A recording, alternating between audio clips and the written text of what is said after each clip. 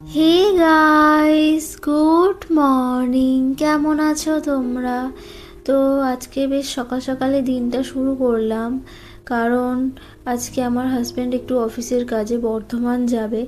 অন্যদিন সাধারণত অফিস যায় 9:30, কিন্তু আজকে যেহেতু বর্ধমান যাবে তো অনেকটা তাড়াতাড়ি বেরোবে, 7:30টার সময় বের হবে।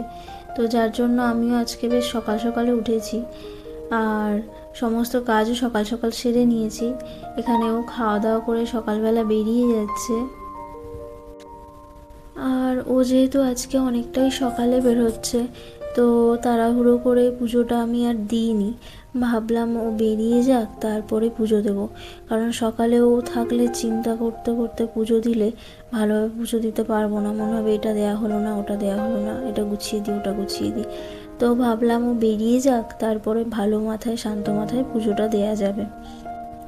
যাই হোক, এখানে ফুল তুলছি, আর সব রকম ফুল যখন ফুটে থাকে না গাছে, তুলতেও ভালো লাগে।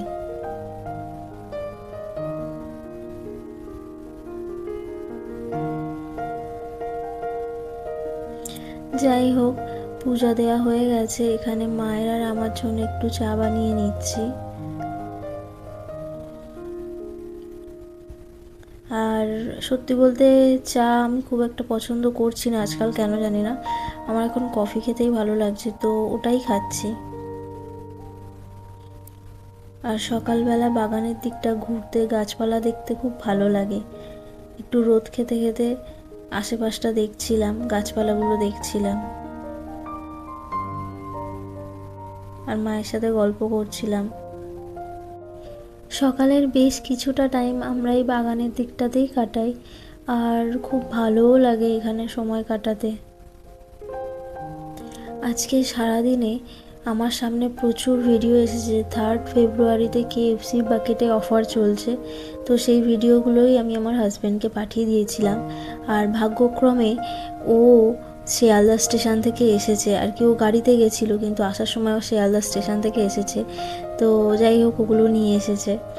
আর সকালে তো তাড়াহুড়োতে ওর ওই একটা প্যান্ট আয়রন করে দিয়ে দিয়েছিলাম, তো এ কটা আয়রন করা বাকি ছিল, তো সেটাই করে নিচ্ছি। আর আমার না আয়রন করতে কেন জানি না খুব ল্যাদ লাগে, খুব কষ্ট হয়।